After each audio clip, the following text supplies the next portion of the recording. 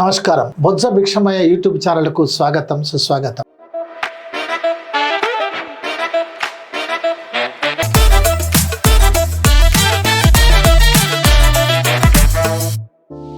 కవితమ్మ గారు 42% రిజర్వేషన్లు ఇవ్వాలి, మేము బీసీలం, బీసీ బిడ్డలం, బీసీల కోసం కొట్లాడతాం అంటారు.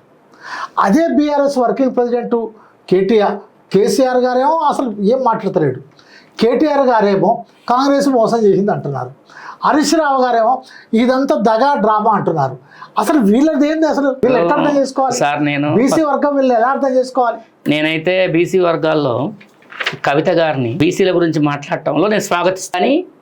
కవిత గారు కేసీఆర్ కూతురు పేరుతోటి తన జన్మ మొత్తం పనిచేసినా కూడా బీసీ వర్గాలకు నాయకురాలు కాలేదు.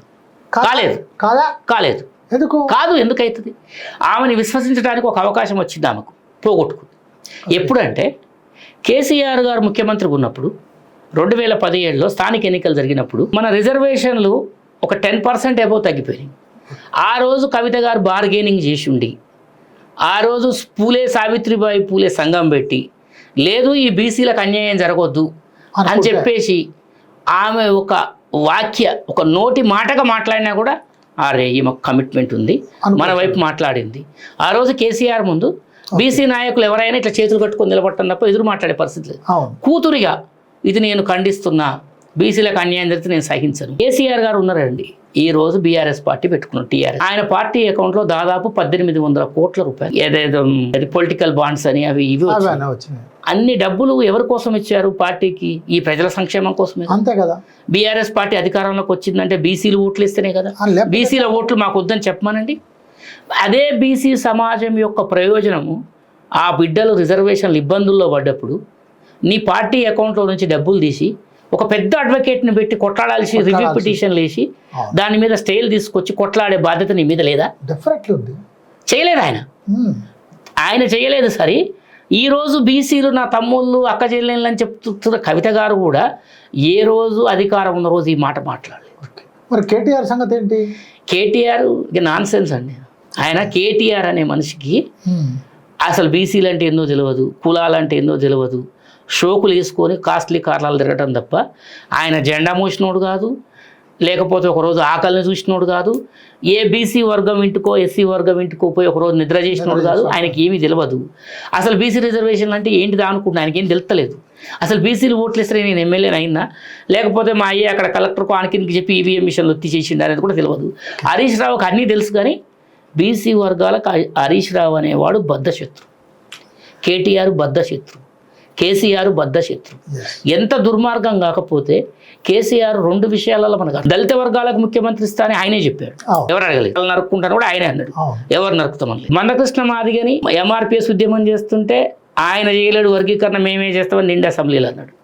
జైల్లో పెట్టి ఆయన చంపేందుకు కుట్ర చేసి అదొకటి. ఇది మన దళిత వర్గాల అన్నలు అర్థం చేసుకో. దళిత వర్గాలకు సంబంధించి మాదిగ సమాజం నుంచి వచ్చినటువంటి తాటికొండ రాజయ్య గారికి డిప్యూటీ సీఎం ఆయన్నే ఇచ్చాడు. మళ్ళీ డిప్యూటీ సీఎం ఆయన్నే పీకేసి అది ఫుల్ఫిల్ చేయడానికి మళ్ళీ కడియం సీఎం తీసుకొచ్చి ఆయనే పెట్టి అది దళితులకు చేసిన మోసం. తర్వాత బీసీ వర్గాలకు ఎటువంటి ప్రాధాన్యత లేని పోస్టులు ఇచ్చి ఎవరిని నోరు మెదపకుండా చేసి, ఎక్కడ కూడా ఎవరు మాట్లాడకుండా చేసి, అత్యంత పెద్ద సమాజం ముదిరాజు సమాజంలో ఉండే ఈటల రాజేందర్ని అనేక ముప్పు తిప్పలు పెట్టినోడు. అంతకుముందు ఉండేటటువంటి ఆల నరేంద్ర గారిని ఆగం చేసిండు. మా దేశని చినమలయ్య గారు బంగారం లాంటి సిపిఐ పార్టీని వదిలిపెట్టుకుని జీవితాన్ని ఇచ్చింది సిపిఐ. 5-6 సార్లు ఎమ్మెల్యే అయ్యి తెలంగాణ వాదం నాది, తెలంగాణ బిడ్డను నేను, తెలంగాణ రాష్ట్ర సమితిలో జాయిన్ కావాలని అయితే ఆయన ఆగం చేసి, మా గురువు గారు మా కొండా లక్ష్మణ్ బాబూజీ గారు చనిపోతే చూస్తానికి రాలేదండి. సిపిఐ నారాయణ గారు ఫస్ట్ వచ్చిండు చూస్తానికి, తర్వాత ఈ రాఘవులు గారు వీళ్ళంతా వచ్చారు. ఒక స్ఫూర్తి ఉండాలి. అందుకనే కేసీఆర్ని తీసి బండ కొట్టిరు బీసీ, ఇక రాదు కేసీఆర్. అందుకనే నేను మా బీసీ వర్గాలకు మీ ద్వారా, మీ యూట్యూబ్ ఛానల్ ద్వారా నేను ఒక చిన్న రిక్వెస్ట్ అనుకోండి, సందేశం. బీసీ రిజర్వేషన్లకు శత్రువు ఎవరో నిన్న మొన్నటి దాకా మనకు తెలియదు. మనం ఏ రోజు అగ్రకుల పేదలకు రిజర్వేషన్లు ఇస్తే మేము స్వాగతించాం.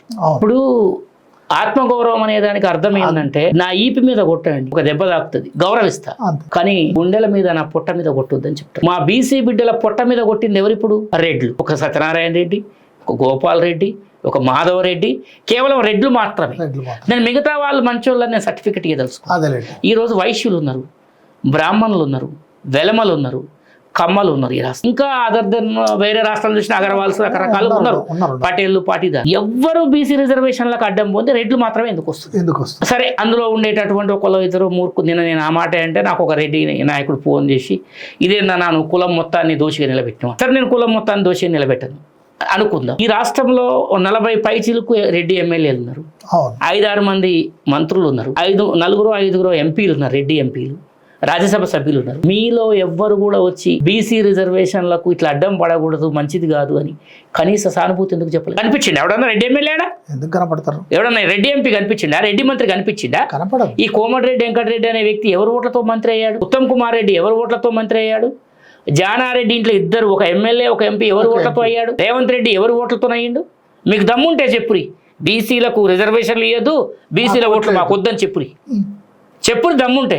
లేదంటే మా బీసీ సమాజం మిత్రులారా నేను చెప్తున్నా, మనకు సిగ్గు శరం ఉంటే మనం రెడ్లకు ఓట్లేయద్దు. మనకు సిగ్గుండి శివుని ఎత్తురుండి మనం ఒక అయ్యకు పుడితే ఆయనకు ఓటేయద్దు. వానికి ఓటేసిందంటే వాడు కల్తీగా పుట్టినట్లు లెక్క. ఇక రెడ్డికి ఓటేస్తే వాడు బీసీ కాదు అనేటట్టుగా మనం ఛాలెంజ్గా తీసుకోవాల్సిన అవసరం ఉంది.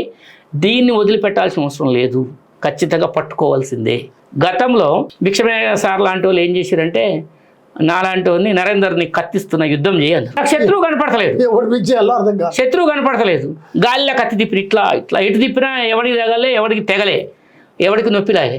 ఇప్పుడు నా ఎదురుగా శత్రువు ఉన్నాడు, వాడే రెడ్డి. ఆధిపత్య భావాజాలం ఉన్న రెడ్డి, అగ్రకుల భావాజాలం ఉన్న రెడ్డి, బీసీల నోటికాడి ముద్ద గుంజుకున్న రెడ్డి. వాడి పని పడతని బీసీ సోదరులంతా కూడా కలిసి రావాలి.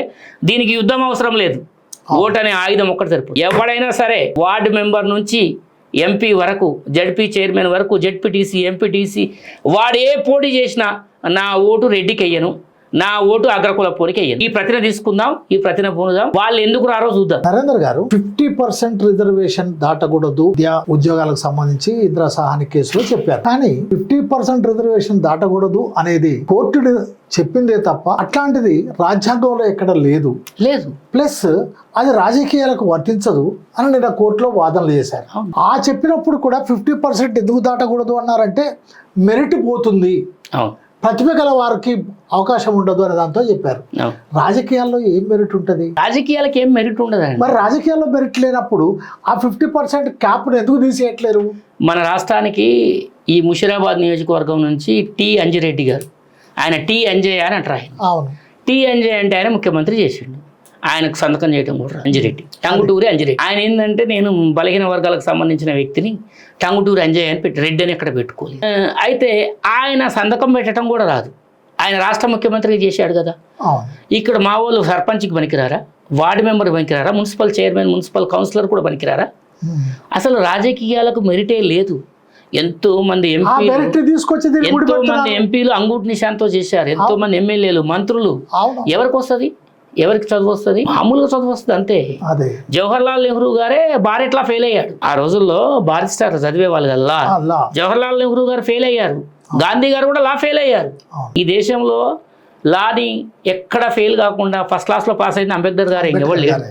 ఈయన గాంధీ కూడా బారిస్టర్ ఫెయిల్ అయ్యిండు. మిత్రులారా, నరేందర్ గారు చెప్తున్నటువంటి అతి ముఖ్యమైనటువంటి విషయాలపైన మీరు ప్రశ్నలు పంపించండి, మీ అభిప్రాయాలు చెప్పండి, మీరు కామెంట్ చేయండి. తప్పనిసరి వాటికి జవాబు చెప్పడానికి